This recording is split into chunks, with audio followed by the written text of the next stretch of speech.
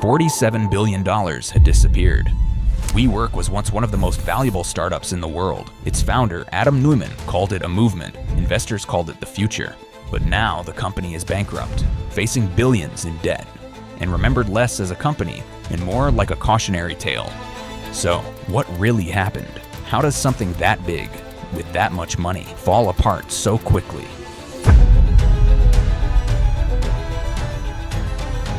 Nothing in my experience has really compared to what WeWork has undergone. I think people felt like they blinked and everything was different. At last reporting, they're running out of cash very quickly here. Sources have told Bloomberg that the company could run out of cash by next month. I was surprised at the vitriol and the speed with which investors apparently rejected what WeWork was trying to do.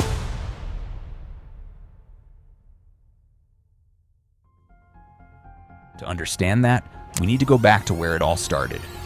WeWork was founded in 2010 in a small building above a coffee shop in Brooklyn with creaky floors, secondhand furniture, and a big idea.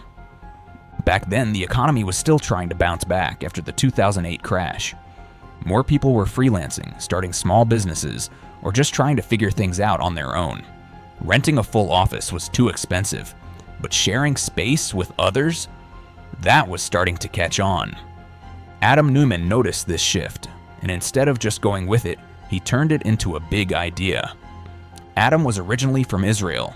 He had done a few odd businesses before, including one called Crawlers, a children's clothing brand that sold baby clothes with knee pads, and that flopped. But Adam had the kind of personality people paid attention to, even when he wasn't making much sense. Around that time, he met Miguel McKelvey, an architect who grew up in a commune and had a calm, focused way of doing things. They clicked right away. Adam brought the energy and Miguel brought the structure. Their first business together was called Green Desk. It was a co-working space with an eco-friendly angle. They leased a building, filled it with desks and plants, and rented out small spaces to freelancers and startups. It worked. So they sold Green Desk to their landlord for around $3 million, took the cash, and decided to go bigger. And then, in 2010, WeWork was officially founded. From the beginning, Adam started calling WeWork the world's first physical social network. He told people it wasn't a real estate company. It was a tech company that happened to have buildings. The goal wasn't profit, it was community, whatever that meant. Their first WeWork location opened in Soho, Manhattan in April 2011. Around the same time, real estate developer Joel Schreiber bought a 33% stake in the company for $15 million. It had exposed brick, free beer, and lots of natural light. It felt more like a startup lounge than an office. People loved it. And just like that, WeWork took off. Money started coming in early, but the big moment came in 2017 when Adam met Masayoshi Son, the billionaire behind SoftBank. Adam gave a quick pitch full of big ideas. Masa didn't ask many questions, and he gave WeWork $4.4 billion on the spot. That moment changed everything. With SoftBank's money, WeWork went global. New locations opened almost every week. By 2018, they were in over 100 cities. Adam was traveling the world in a private jet, walking into meetings barefoot, talking about elevating the world's consciousness. Somewhere along the way, he trademarked the word "we" and sold it back to his own company for $6 million. Meanwhile, the actual business, the part where you make money, wasn't looking great. WeWork was signing long-term leases on buildings, spending millions to renovate them, and hoping enough tenants would fill the space each month to cover the costs. But many of those buildings weren't full. Some were barely half occupied, and even the full ones couldn't generate enough revenue to cover what WeWork was spending. Still, nobody wanted to ask too many questions. The company had raised billions and was bringing in over $1.8 billion in revenue by 2018, even though it was losing even more. For years, investors thought WeWork was building the future of work, but underneath the branding, there was one simple problem. The business didn't actually work. WeWork's model was straightforward, but risky. They would sign long-term leases on huge office buildings, sometimes for 10 to 15 years. Then they'd renovate the spaces with stylish furniture and colorful walls, break them into smaller offices, and rent them out to freelancers and small businesses on short-term contracts. WeWork was really just a real estate business, not a tech company, but Adam Neumann kept calling it one anyway, because tech companies usually get higher valuations and more investor money. Even though WeWork wasn't selling software or apps, Adam said it was building a physical social network. And investors didn't argue. As long as the company kept growing, no one wanted to stop it. But that expansion was expensive. By 2018, WeWork was losing nearly $2 billion a year. The more offices they opened, the more money they lost. But even with those growing losses, Adam kept chasing bigger, and sometimes stranger, ideas. He started talking about building schools, cities, even a wave pool business. He launched WeGrow, a private school in New York run by his wife, Rebecca. It promised to raise future world leaders through creativity and community, but it closed within 2 years. Adam also made some questionable choices behind the scenes. He bought buildings under his own name, then made WeWork rent those buildings, which meant the company was paying rent directly to him. Then came the jet. Adam even bought a $60 million private jet using company money, while WeWork was still losing tons of cash. It looked more like someone building their own empire with other people's money. Even then, the company kept going until it tried to go public. In 2019, WeWork filed for an IPO. Getting some breaking news on WeWork. We'll get to Dom Chu at HQ with that. Dom? All right, so Carl, WeWork is now officially pulling its IPO. They said it for the record now, the embattled office space sharing company saying in a statement from the co-CEOs, Artie Minson and Sebastian Gunningham. That meant opening the books to public investors, and that's when the illusion finally broke. The numbers were bad. The company had lost $1.6 billion the year before. It had more debt than cash. Its founder had too much control. And buried in the paperwork were bizarre statements about spirituality, consciousness, and community. Things that don't exactly inspire confidence when you're asking people for billions of dollars. Investors backed out, and within weeks, the IPO was dead. I work in a WeWork office, and I have to say the atmosphere over the last couple of weeks has been grim, positively funereal. Yeah, it's just... The $47 billion valuation vanished almost overnight. Adam was forced to step down, but in true Silicon Valley fashion, he didn't leave empty-handed. Thanks to a deal with SoftBank, the same company that helped boost WeWork's value, Adam walked away with a $1.7 billion payout. The WeWork founder basically destroying his company and then walking away with $1.7 billion. Is it billion? It is billion. Nuts. With Adam gone, WeWork brought in new leadership. The goal was simple: clean up the mess. The new CEO, real estate veteran Sandeep Mathrani, stepped in and did what most turnaround CEOs do. He started cutting costs while offices were shut down. Layoffs followed, and WeWork pulled out of cities where they had overexpanded, canceled some flashy side projects, and tried to stop the financial bleeding.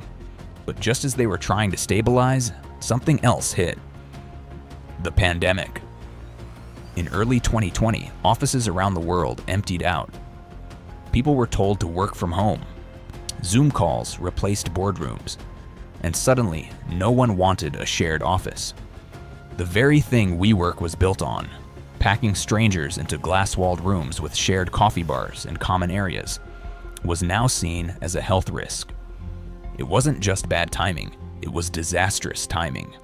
Revenue dropped, locations sat empty. The same long-term leases WeWork had always relied on now became massive liabilities. They still had to pay rent, even if no one was using the space. In some cities, buildings remained dark for months. Tenants canceled contracts. Valuations fell again. By 2021, the company went public anyway, but not through a normal IPO. It used a SPAC, which is like a shortcut for going public when the usual way doesn't work. This time, there was no big hype. The new valuation was $9 billion. Still a lot, but nowhere near the $47 billion it once had. And it wasn't enough to fix its money problems. WeWork kept shrinking. Each year, the company looked smaller and more uncertain. Even with new strategies and better management, the truth was hard to avoid. The market had changed, and WeWork's model just didn't fit anymore. By 2023, it was clear things weren't going to turn around. WeWork filed for Chapter 11 bankruptcy in the US.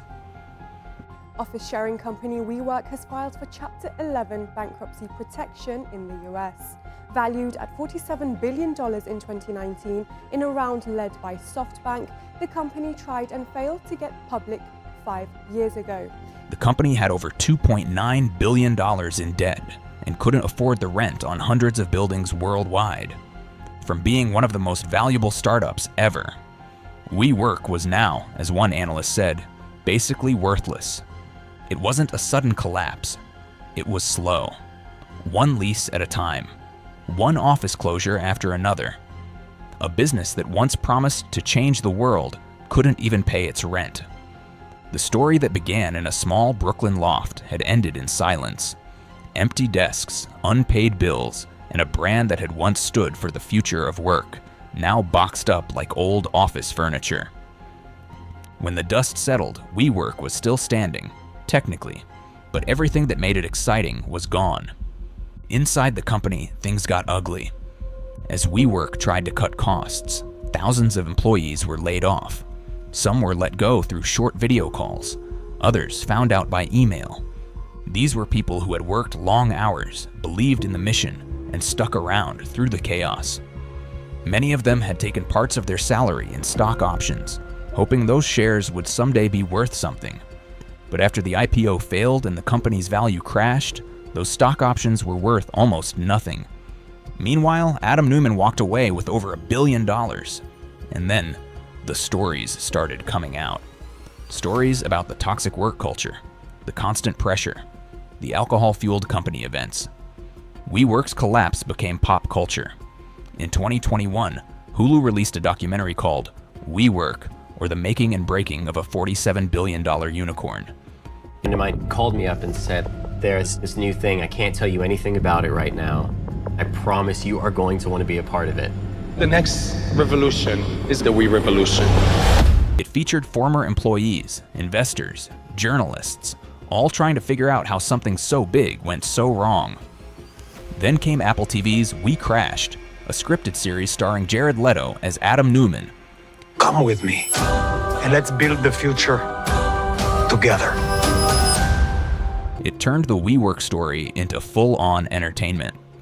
Viewers saw the rise, the madness, the collapse, all played out like a tech world tragedy. And beyond the screen, WeWork became a case study. Business schools started teaching it. News outlets dissected it. On Twitter and Reddit, people turned it into memes, a symbol of startup culture gone too far. The phrase "we crashed" became shorthand for any company that flew too close to the sun. It wasn't just about one man or one company. It was about what happens when hype replaces substance, when money floods in without accountability, and when vision is sold without a real plan underneath it. WeWork wanted to change how people worked. In the end, it changed how people thought about startups. After WeWork fell apart, most people expected Adam Neumann to disappear. The company was broken. Thousands of employees had lost their jobs, and the whole thing had become a joke online. But Adam didn't disappear. Even after the mess, he still had money. He began buying apartment buildings, not just a few, thousands of units across cities like Miami and Atlanta. Then in 2022, he launched a new company called Flow. The idea behind Flow was to improve how people rent and live. Adam said he wanted to create better communities and give people more flexible ways to rent. Basically, it was like WeWork, but for apartments instead of offices. Andreessen Horowitz, one of the biggest names in Silicon Valley, gave him $350 million to build it. That was their largest investment in a single person, ever. A lot of people were shocked. How did someone who failed with a $47 billion company get another chance so quickly? Especially when so many others lost their jobs and money because of it. But in the startup world, if you can still sell a big vision, someone's usually willing to listen. Adam may have left WeWork, but the story he sold is still selling it. And at this point, it's easy to blame everything on Adam Neumann. He was the one making wild promises, leasing buildings like there was no tomorrow, and selling his own trademarked word to the company for millions. But he didn't get there alone. the investors let it happen. In fact, they encouraged it. Big names in Silicon Valley were throwing cash at anything that sounded bold. It didn't have to be profitable, just exciting.